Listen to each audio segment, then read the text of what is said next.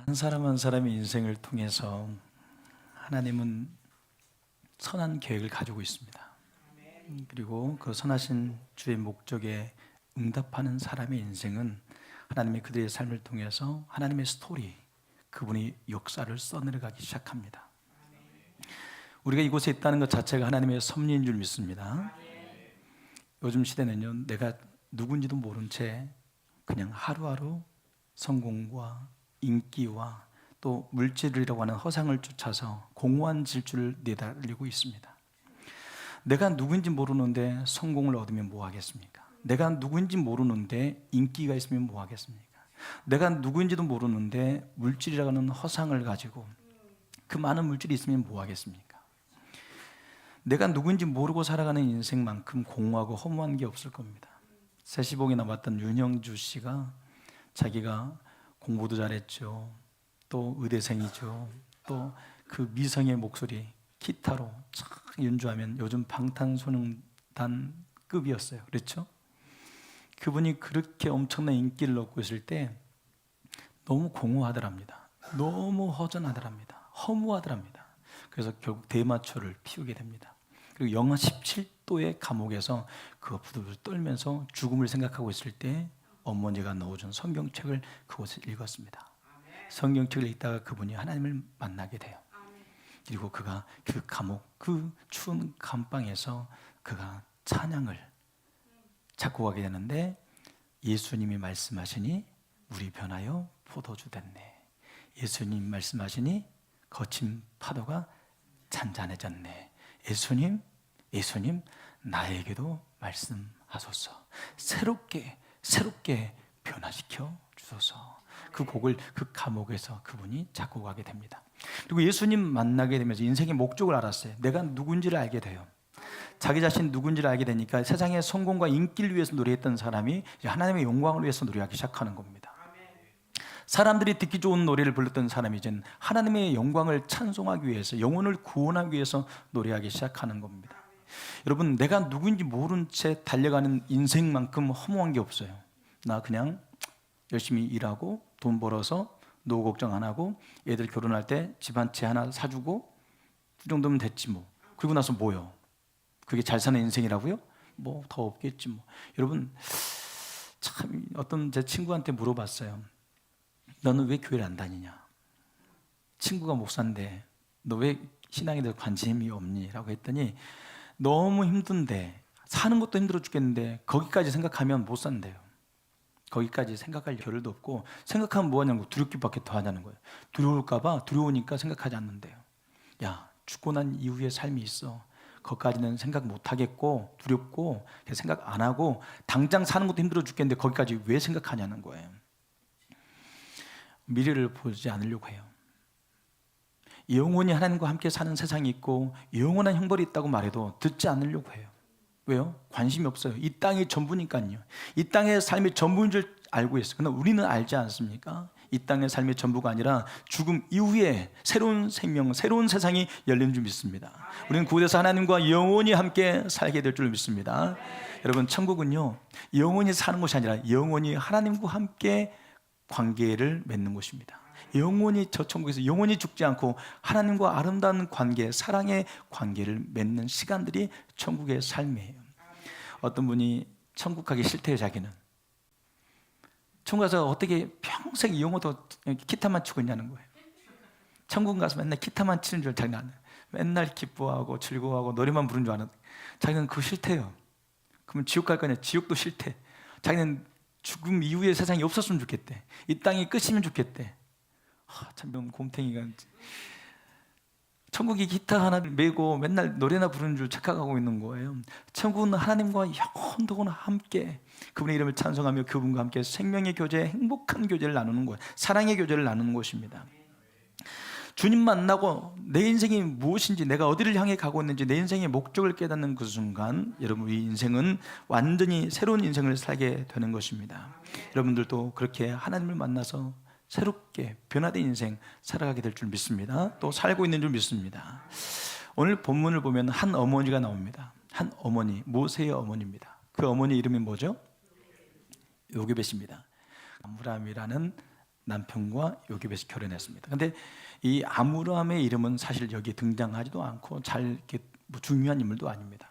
요게벳이 중요한 사람이에요. 요게벳은 레이지파의 딸입니다. 이게 제사장의 딸이에요. 그러니까 굉장히 신앙적으로 또 하나님 안에서 굉장히 추구했던 영적인 깊은 갈망을 가지고 하나님의 뜻을 추구했던 여인이에요. 어떻게 알 수 있냐면 모세, 여러분 잘 아는 아론, 미리암 다 선지자들을 낳았어요. 이 셋을 낳았는데 셋 다 하나님 앞에 엄청 귀하게 쓰임받는 자녀들입니다. 한 명도 쓰임받기 쉽지 않는데 아론도 여러분 대제사장 아시죠? 미리암요 여선지자입니다. 모세는요 출애굽시켰던 이스라엘 영적 지도자입니다. 여러분 하나님께서 그 가문을 쓰실 때 여러분 그냥 써요? 아이 딴 사람 고르기 힘드니까 그냥 너희들 그냥 해. 너희 가족 내가 너 시켜줄 너 자녀들 쓸게. 그런 게 아니라 하나님은 기도하는 부모 밑에서 기도하는 어머니의 자녀를 쓰시는 거예요. 요게벳은 기도하는 여인이고 레이지파의 딸이었어요. 근데 이 요게벳의 이름이 뭔지 아십니까? 요게벳의 이름 요플레 아닙니다. 요게벳의 이름 뜻은요 여호와는 영광이시다. 더 쉽게 짧게는 여호와께 영광이라는 뜻이에요. 요게벳의 이름이 여러분 한국말로 여러분 여호와께 영광이에요. 예은자매님 이름이 예수님의 은혜죠. 근데 예은자매 이름을 이렇게 부르는 거예요. 예수님의 은혜 이렇게 부르면요 너무 길어요? 아니 항상 예수님의 은혜를 생각할 수밖에 없죠. 그렇죠? 근데 요게벳의 이름의 뜻은요 하나님께 영광, 여호와께 영광 이 소리예요.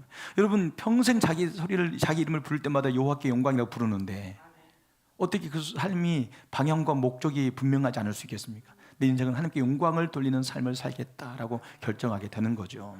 여러분 그 이야기를 듣고 산다고 생각해 보세요. 여러분들 이름을 여러분 딸의 이름을 요게벳을 지어주세요. 근데 그렇게 히브리어를 짓지 말고 한글 이름으로 여호와께 영광이라고 지어줘요. 김여호와께 영광. 여호와께 영광. 제가 우리 목요일마다 보컬 하시는 교수님이 이번에 사귀는 여자친구가 있는데 이름이 우미고 성이 도요예요. 그러니까 도우미. 부모님이 그렇게 지었대요. 돕는 배필이라고 지었답니다. 근데 참 신기하죠. 누가 도우미라고 짓는 이름을 참. 근데 도우미 듣다 보니까 자기는 정말 남편을 도우려고 자기 꿈이 현모양처. 도우미란 이름 속에서 어떤 꿈을 꿀 수 있을까요? 이름이 도우미야. 근데 어떤 꿈을 꿀 수 있을까요? 쉽지 않아요. 그 이름을 뛰어넘기가 쉽지 않다고요. 근데 요게벳, 여호와께 영광이라는 이름을 그의 부모 레이지파 그 믿음의 가문, 제사장의 가문 가운데 자라난 딸에게 부모가 이름을 지어 주었습니다. 그러니까 여호와께 영광이라는 꿈을 꾸고 살아가는 한 여인이 등장합니다. 근데 이 당시는 어떤 상황이었냐면 히브리인들이 애굽으로 들어간 지 벌써 400년이 넘어가요. 종살이하고 있습니다. 근데 히브리인들이 너무 많아지니까 애굽 바로가 그 당시 애굽의 왕을 바로라고 그러거든요. 바로가 이름이 아니라 왕이라는 뜻이에요. 바로가 히브리 남자들을 다 죽이라고 이야기합니다. 그래서 히브리인들이 아기를 낳으면 남자애가 태어나면 죽이는 거예요. 딸이면 살려두는 겁니다. 근데 모세가 가장 절망적인 때, 가장 어떻게 보면 태어나지 말아야 될 때에 모세가 태어났습니다. 투트모세 3세 아니면 남세스 2세 때 태어났다고 보는 거예요. 아셉투스라고 하는 여인의 딸로 모세가 입양되는 시기예요. 그러니까 이 시기는 모세가 태어나면 안 되는 때예요. 태어나면 죽는 생명입니다. 죽을 수밖에 없는 때에 모세가 태어났으니 정말 시기를 잘못 태어나도 이렇게 잘못 태어날 수가 없어요. 근데 하나님은 이 모세의 탄생과 더불어서 놀라운 일을 계획하시는데 모세 혼자로서는 이 일을 진행할 수 없어요. 요게벳의 믿음의 저항이 있어야만 이 일을 하나님이 써내려갈 수 있어요. 하나님의 역사를 써내려갈 수 있습니다. 요게벳이 아이를 숨기고 있다 들키면요, 아이만 죽는 게 아니라 감췄던 사람도 함께 고욕을 당합니다. 그리고 유배를 당할 수도 있고 여러 가지 죽음을 당할 수도 있는 그런 때예요.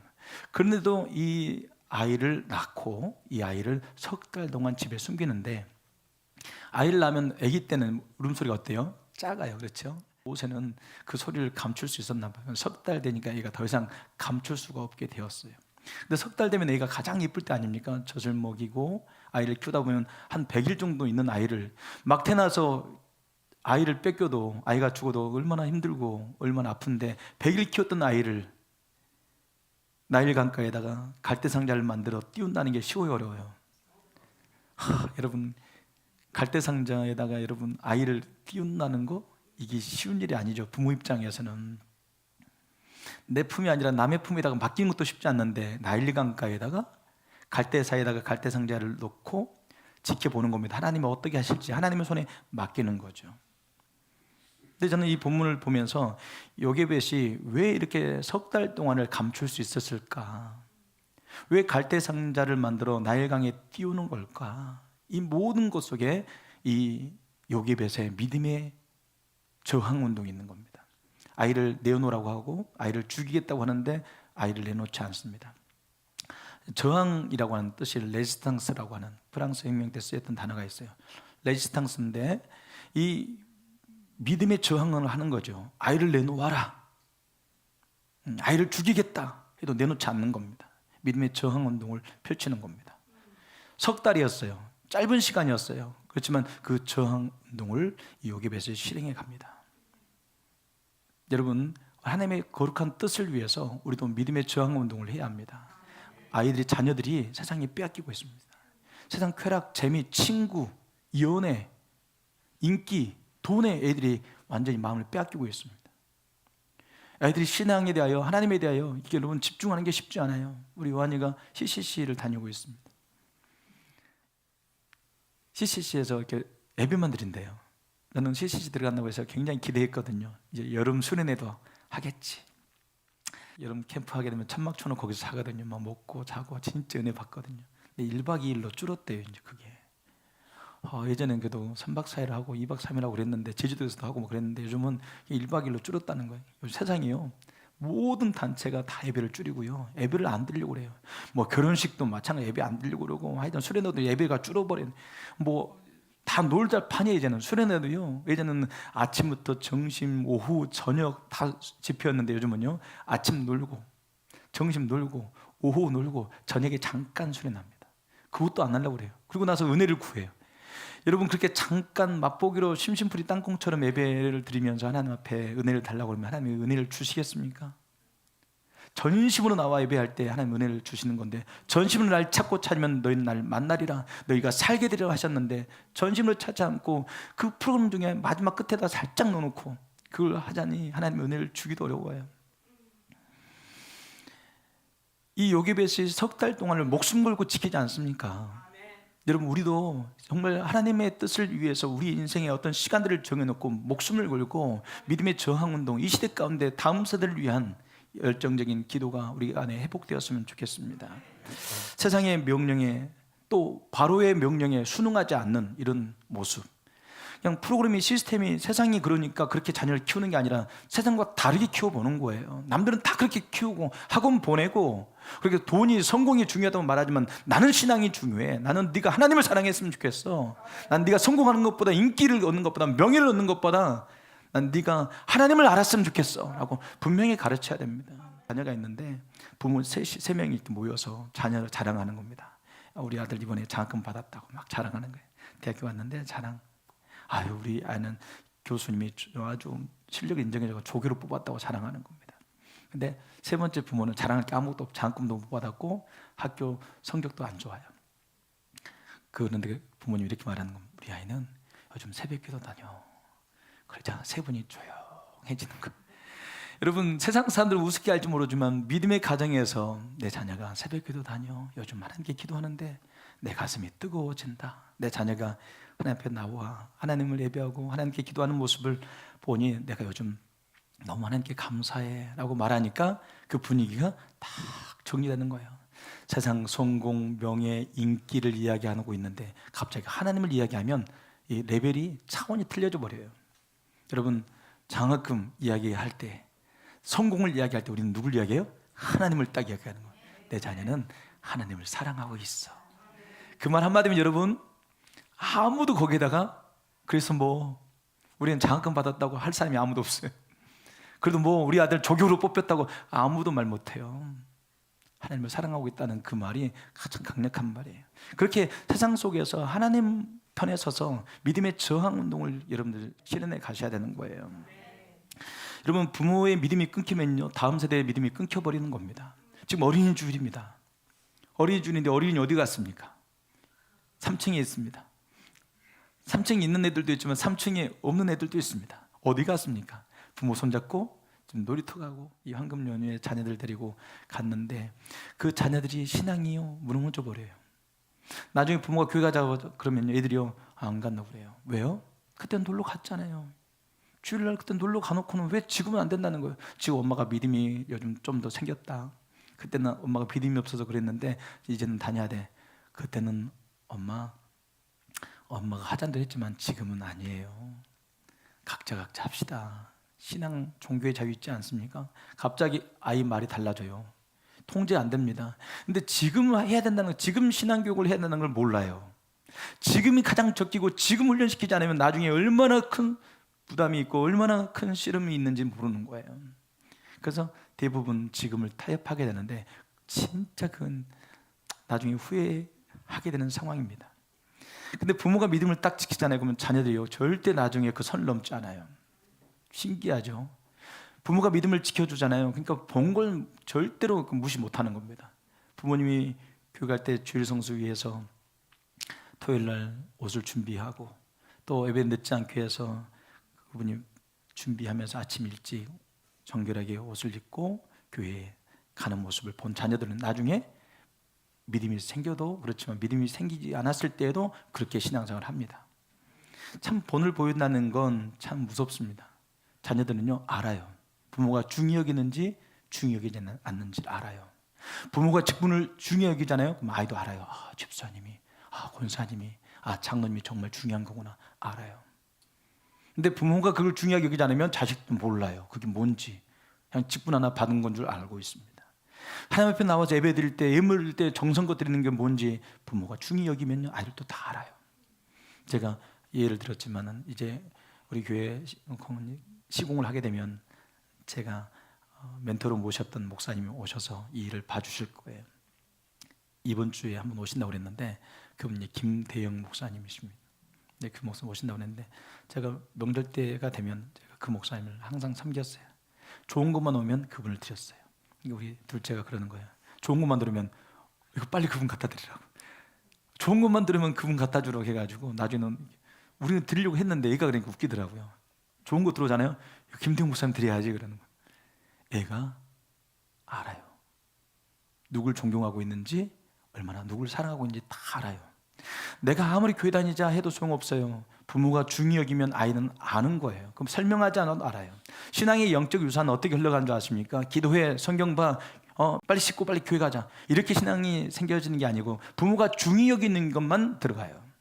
부모가 중요하게 여겨야만 신앙에 들어간단 말이에요. 직분을 중요하게 여기고 교회를 중요하게 여기고 하나님의 말씀을 소중히 여기고 여러분들이 주님을 사랑할 때 중하게 여기는 것들, 이건 분명히 나는 목숨 걸고 지키겠다 이런 마음을 가지고 나가셔야 영적인 유산이 이어져 가는 겁니다. 여러분의 그 작은 그 믿음, 그 한 걸음 한 걸음의 순종을 통해서 신앙이 하나님의 스토리가 이야기가 써내려져 가게 될 것입니다. 여러분들은 정말 자녀에게 무엇을 물려주었습니까? 무엇을 물려주고 있습니까? 우리 식탁에서 예배 드릴 때, 기도할 때, 또 우리 교회 출석하는 모습들, 여러분의 집안에서 말과 행동들 다 지금 물려져 가고 있는 겁니다. 그 모든 우리 일상이 레지스탕스처럼 믿음의 저항 운동을 일으켜야 돼요. 나는 세상의 가치가 아니라 하나님의 영적인 가치, 하나님의 말씀을 내가 지켜내겠다는 마음을 가지고 여러분들이 그걸 중히 여기고 나가게 되면 자녀들이 그걸 보게 될 줄로 믿습니다. 요게벳의 갈대상자, 그리고 마리아의 고요한 순종, 동정녀로서 예수님의 탄생을 자기 몸을 내어드리는 거 아닙니까? 에스더 죽으면 죽으리다. 그 모든 그 작은 그 결단들, 그 저항을 통해서 하나님의 역사가 쓰여지고 있는 겁니다. 지금 내가 갈대를 엮고 내가 지금 눈물로 기도하고 아이의 손을 잡고 교회로 끌고 나와서 함께 예배하는 이 모든 행위들이 하나님의 스토리를 써내려가는 펜이 되는 겁니다. 여러분 가정을 통해서 여러분의 자녀를 통해서, 우리 송탄교회를 통해서 하나님의 역사가 쓰여지게 될 줄로 믿습니다. 우리는 그 역사를 위해서 우리는 부름 받은 거예요. 여러분, 오늘 이 본문에 그 아이가 잘생겼다는 말이 나오죠. 몇 절에 나옵니까? 2절에 그 여자가 임신하여 아들을 낳으니 그가 잘생긴 것을 보고 석 달 동안 그를 숨겼으나, 이 잘생겼다가 포부다 그래요.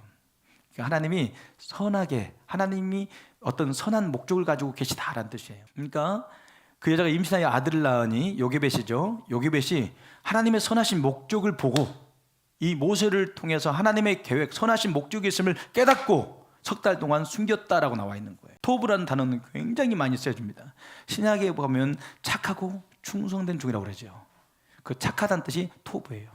정말 하나님의 목적대로 너는 충성되게 살았어 라는 뜻이에요. 주님 앞에 섰을 때 우리가 칭찬받는 건 다른 건 아닙니다. 하나님이 나를 세우신 목적대로 선하게 내 인생을 충성스럽게 살아냈을 때 하나님이 결국 우리를 칭찬하는 겁니다. 교회 안에 하나님의 토부를 보시기 바랍니다. 여러분, 가정 안에 토부를 보시기 바랍니다. 내 자녀를 향한 토부를 보셔야 돼요. 내 자녀를 봤을 때 우리 자녀 잘생겼어요, 못생겼어요? 내 딸 예뻐요, 안 예뻐요? 그런 거 말고, 자, 내 아들 잘생겼어요, 못생겼어요? 내 딸 예뻐요, 안 예뻐요? 예.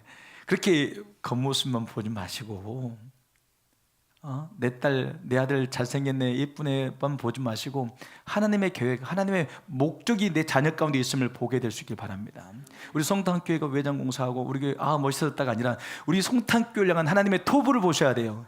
이 교회를 통해서 이 지역 가운데, 이 송탄 지역 사회에 하나님의 어떤 목적이 있을까? 그 목적을 이루고자 하는 열정으로 우리가 동참하게 될 때에 하나님의 역사가 쓰여지게 될 줄 믿습니다. 요게벳이 모세를 바라보고, 그 여러분 핏덩이 바라보고, 여러분 이 조그만 아이를 통해서 하나님의 선하신 목적을 봤다는 거예요. 나중에 모세가 어떻게 되는 거죠? 이스라엘을 여러분 200만입니다. 200만을 애굽에서 끌어내는 10가지 재앙, 하나님의 선한 기적 역사를 보여주면서 그가 여기서 끌어내서 여러분 가나안 입구까지 이끌어내는 거예요. 대단한 사람이죠. 십계명을 받습니다. 시내산에서 하나님을 대면하여 그분의 음성을 듣고 그분이 직접 기록한 십계명을 가지고 내려가서 이스라엘 백성들에게 안겨주는 겁니다. 하나님의 율례를 지켜라. 너는 하나님의 백성이다. 그 하나님 너희들의 하나님이 되어주셨다라고 선언하는 하나님의 큰 종이 되었어요. 여러분의 인생을 통해서 지금은 우리의 송탄교회를 통해서 어떤 하나님의 선하신 역사가 있는지 모르지만 여러분 믿으셔야 돼요. 믿음대로 믿음이에요. 하나님의 그 선하신 역사는 믿는 만큼 이루어지기 때문에 여러분 믿음으로 하나님의 토부를 붙들 수 있길 바랍니다. 그래서 그 하나님의 토부, 그를 바라보고 석 달 동안 숨겼는데 더 이상 키울 수가 없는 거예요. 키울 수가 없으니까 나일 강가에다가 갈대 상자에 담았어요. 여러분, 강 위에 작은 갈대 상자가 여러분 힘이 있어요, 없어요? 이거 뒤집혀줘도 애가 만약 울면서 흔들리면 어떻게 돼요? 갈대 상자는 뒤집혀져서 애가 익사할 수 있는 상황이에요.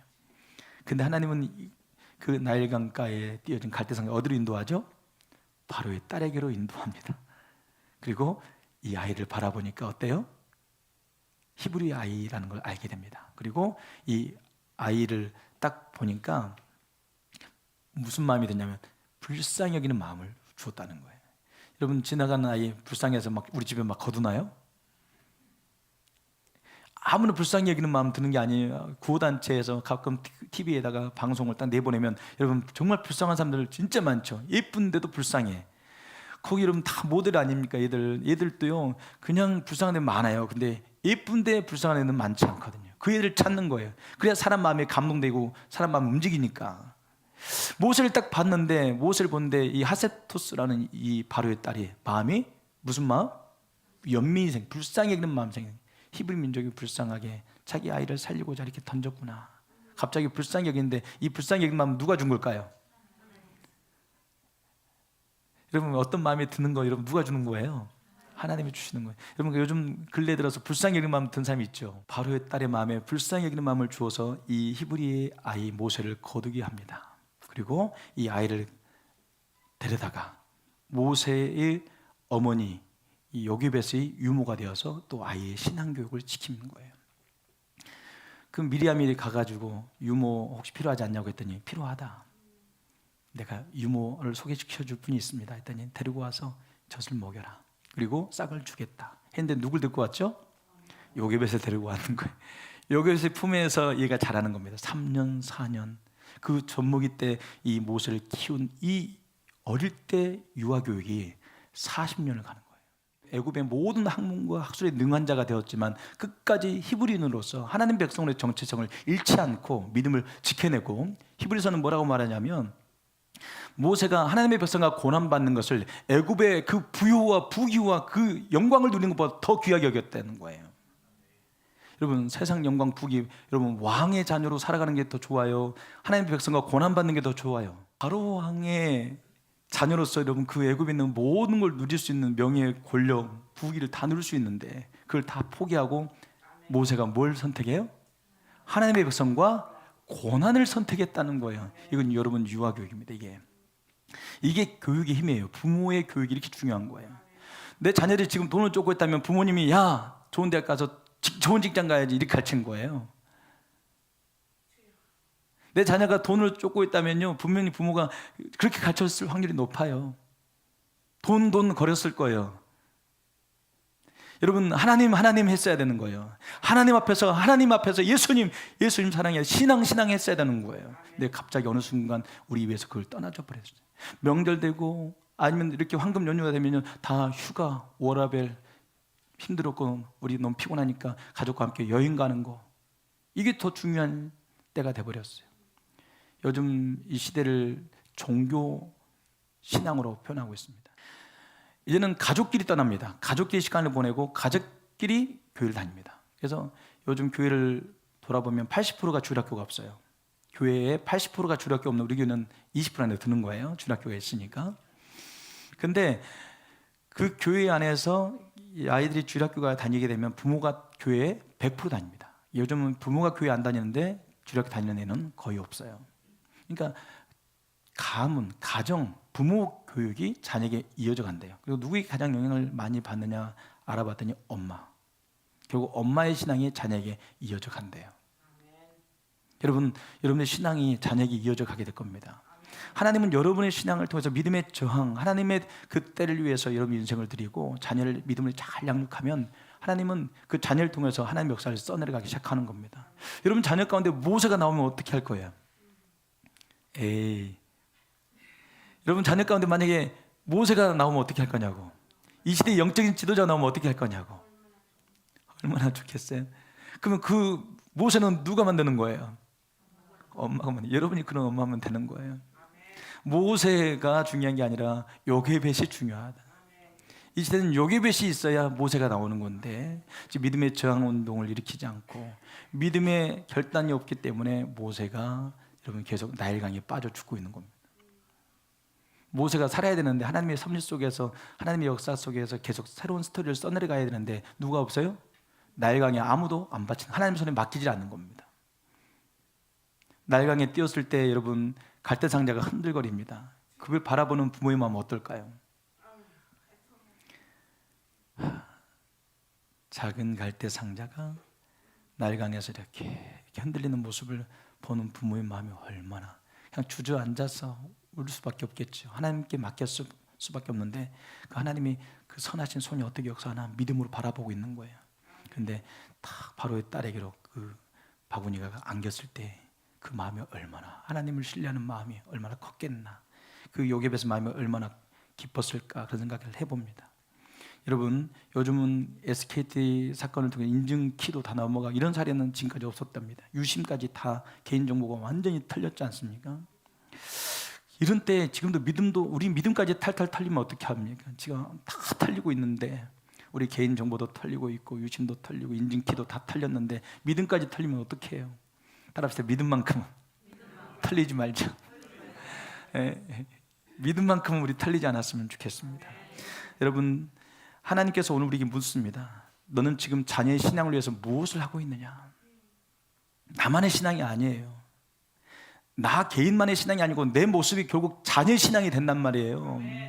이게 오늘 말씀의 핵심이에요. 내 신앙이 자녀에게 이어지는 신앙이 된단 말이에요. 내 신앙이 자녀의 신앙이 되기 때문에 오늘 말씀이 중요해요. 예배에 앉아가지고 팔짱 끼면서 졸면서 하는 거 다 봐요. 아, 예배 이렇게 들어도 되는구나. 마음을 들고 중히 여기면 아이들은 그거 다 보고 있어요. 어떻게 여러분 신앙생활 하는지 애들이 다 보고 있다니까요. 왜 믿음이 안 자는 줄 아세요? 왜 신앙생활이 왜 흔들린 줄 아십니까? 부모의 신앙을 닮아가고 있기 때문이에요. 부모가 주님 앞에 예배할 때, 주님의 일을 섬길 때 기쁨을 하면 어떻게 자녀들이 기쁘고 하지 않을 수 있겠어요? 다 보고 배웁니다. 바닷물에 짠맛을 내는 소금의 양이 몇 프로인 줄 아시죠? 저 엄청난 바닷물을 짜게 하는 소금의 양이 몇 프로예요? 2.071%. 그 작은 퍼센트를 가지고 바닷물을 짜게 한단 말이에요. 강원도 태백의 검용소 연못물이 여러분 한강물이 되는 거 아십니까? 그 작은 그 물 한 방울이 결국 한강에 모여서 저 큰 한강의 강물이 되고 있는 거예요. 우리의 삶, 아주 작은 거지만 우리 작은 삶에 중히 여기는 한 걸음 한 걸음 순종의 걸음이 자녀에게 영적 유산이 되는 겁니다. 내 평생에 가는 길이라는 찬양곡이 있습니다. 사실 이 곡은 미국의 스페드 집사님이 지은 곡이에요. 텍사스에 대형 화재가 일어났습니다. 대형 화재가 일어났는데 아내가 운영하던 호텔이 있었어요. 호텔이 있었는데 호텔이 완전히 그때 대화재로 인해서 전소가 되었어요. 우울증에 걸렸습니다. 아내를 위로하고자 딸이 넷이 있었는데 딸 넷하고 영국 여행을 시켜준 거예요. 영국 여행을 배에 태워서 유람선에 태워서 여행을 보내주었어요. 근데 영국에 다 와가지고 접근하던 중에 암초를 만나서 거기에 부딪혀서 이 배가 침몰하게 됩니다. 그리고 그날 딸 넷이 그날 죽습니다. 딸 넷이 죽고 아내 혼자 병원에 누워서 있습니다. 울고 있어요. 아내가 지금 병원에 누워 있다는 소식을 듣고 이 스페드 집사님이 영국으로 아내를 데리러 간 중에 그곳에서 기록한 찬양입니다. 내 평생에 가는 길을 순탄하여 늘 잔잔한 강 같든지 혹은 큰 풍파로 무섭고 어렵든지 내 영혼은 늘 평안하다. 크게 낙심하지도 않고 절망하지도 않는다. 늘 일정합니다. 내 영혼 평안해, 내 영혼 흔들리지 않습니다. 라는 곡으로 쓰여진 곡을 우리 찬송가로 내 영혼 평안해라는 곡으로 우리가 그 곡을 잘 함축해서 써놓았습니다. 여러분, 예수 방향으로 흔들리지 않는 부모가 되어 주셔야 합니다. 어떤 상황에서 흔들리지 않아야 돼요. 여러분, 그게 쉽지 않겠죠. 딸을 잃고 어떤 부모가 여러분 제정신으로 살아갈 수 있겠습니까? 그런데 이런 분이 있기 때문에 우리도 그런 찬양을 부를 수 있는 것이고, 이런 부모가 되어주시면 내 자녀에게 영적인 유산이 흘러가지 않을 수 없습니다. 방향을 분명히 하세요. 믿음의 저항운동을 일으키시길 바랍니다. 내 자녀에게 나는 영적 유산을, 신앙의 유산을 물려주고야 말리라. 돈을 물려줄 수 없어요. 돈은 물려줄 능력도 안 되잖아요. 신앙만큼은 물려줄 수 있지 않습니까? 이 어린이 주일에 뭘 해야겠습니까? 이 어린이 주일에 얘들 앞에 세워놓고 율동이나 보고 우리가 박수만 쳐주면 되는 겁니까? 부모들의 신앙이 문제란 말이에요. 내 신앙이 자녀 신앙이 된다는 거, 내 자녀가 내 신앙만큼만 신앙생활하면 좋겠어요, 안 좋겠어요? 내 믿음이 내 자녀의 신앙이 되고 내 자녀의 믿음이 된다면 오케이예요? 좋아요? 내 자녀가 내 신앙보다 내 믿음보다 더 좋아지길 바라시겠지만 그건 불가합니다. 그건 어렵습니다. 결국 요괴벳의 믿음과 신앙이 모세에게 들어간 것처럼 결국 내 믿음과 내 신앙의 자녀에게 물려주는 거예요. 이 가정의 달 어린이 주일에 여러분 자신의 신앙을 점검해 보시길 바랍니다. 예수 방향으로 흔들리지 않는, 평안을 잃지 않는 부모가 되어 주십시오. 함성 206도 마찬가지입니다. 함께 짓는 성전, 이건 건물이 아닙니다. 이건 건물이 아니고 영적인 세대를 일으키고자 하는 하나님의 토부가 있는 거예요. 여러분의 자녀는 갈대 속 모세입니다. 지금 말 안 듣는 것 같지만 여러분의 자녀는 갈대 속 모세입니다. 그 자녀를 여러분 믿음으로 감사하십시오. 기도로 감사하시길 바랍니다. 다시 한번 하나님, 내 삶 속에 중히 여기는 걸 보여주겠습니다. 늦은 것 같지만 하나님께 맡깁니다. 하나님께 맡기고 여러분 신앙의 중함을 보여주세요. 흔들지 말고 타협하지 말고 적당히 예수 믿지 말고 제대로 한번 믿어주세요. 제대로 한번 보여주세요. 정말 예수 믿는 진짜 우리 부모님, 내가 다른 건 몰라도 우리 부모님 만난 건 정말 복이야. 그리고 신앙의 유산을 내가 물려받은 건 축복이야 라고 말할 수 있는 그런 부모가 되어 주십시오. 결론입니다. 모세가 태어나자마자 죽을 운명이었습니다. 그렇죠? 어머니는 작은 결단으로 하나님의 구속사에 큰 새 장을 열어가기 시작합니다. 오늘 또 하나님 우리에게 말씀하시는 거예요. 이 말씀을 꼭 기억하기 바랍니다. 나는 너를 요괴배처럼 쓰고 싶다. 여러분들 하나님 요괴배처럼 쓰고 싶답니다. 여러분 가정이 여러분 자녀에게 여러분 요괴배처럼 일어나셔야 되는 겁니다. 널 통해서 나의 이야기가 써내려가게 해다오. 네 자녀를 통해서 내가 새로운 역사를 써갈 수 있도록 너의 신앙과 너의 믿음과 너의 영적인 유산을 계승하라고 지금 말씀하고 있는 겁니다. 그 부르심에 응답하시면서 다시 한번 하나님의 역사를 써내려갈 우리 가정, 하나님의 역사를 써내려갈 우리 교회를 꿈꾸시면서 내가 한번 이 시대 요괴벳이 되어보겠다. 그런 분만 아멘. 내 자녀를 갈대상자에 한번 담아봐요. 한번 닦아가지고 안 들어갑니다. 꾸겨서 담아가지고 하나님, 내가 제대로 이제 어릴 때는 못 보여주지만 지금이라도 보여줘 보겠습니다. 나는 부족하고 안 되고 이거 어떻게 바뀔까 싶지만 하나님 한번 주님께 맡겨보겠습니다. 나일강에다 맡겼더니 하나님께서 일하시는 것처럼 그 큰 자녀도 하나님께 맡기면 하나님의 새로운 역사 시작하지 않으시겠습니까? 우리 찬양 한번 부르면서 요게벳이 부르는 기도예요. 요게벳의 기도예요. 갈대상자를 띄워놓고 엄마의 마음이에요. 그러면서 이 모세를 띄우면서 이렇게 말하는 거예요. 모세야, 너의 참부모, 너의 참 하나님, 너를 인도하실 분은 하나님이야. 너를 인도할 거야. 하나님 너를 축복할 거야 하면서 갈대상자에 담아서 모세를 띄우고 있는 거예요. 여러분이 요괴벳이 되어주시고 여러분 자녀를 생각하시면서 이 찬양 불러주세요. 내가 그들의 부모가 아니에요. 하나님이 그들의 부모예요. 하나님이 그들을 인도하시고 책임져 주실 겁니다. 내 자녀를 내 자녀인 줄 착각하고 있는 분들은 이 찬양 부르시면서 좀 정신을 좀 깼으면 좋겠어요. 내 자녀만 아닙니다. 하나님의 자녀예요. 하나님 내게 맡기셨을 뿐이에요. 그 자녀를 믿음으로 신앙으로 잘 양육하기를 결단하는 마음으로 우리 찬양 올려드리겠습니다.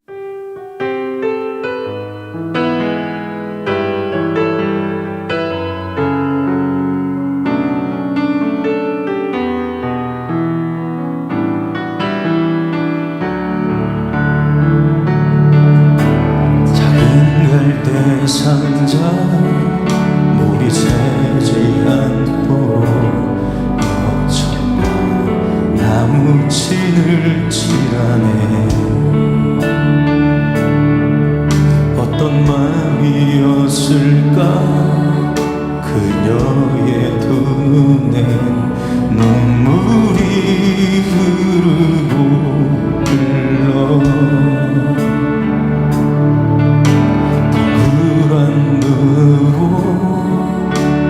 날 보고 있는 아이와 입을 맞추고